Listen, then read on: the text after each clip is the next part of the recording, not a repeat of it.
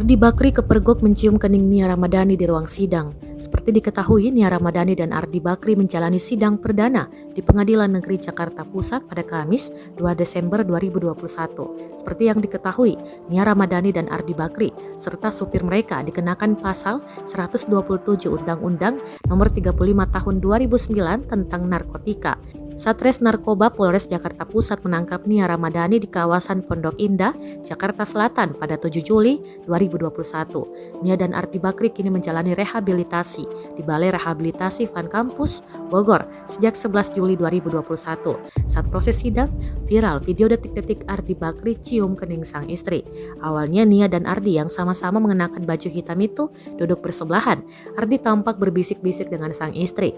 Tak lama kemudian ia mencium kening Nia. Video tersebut pun langsung menuai berbagai komentar dari netizen.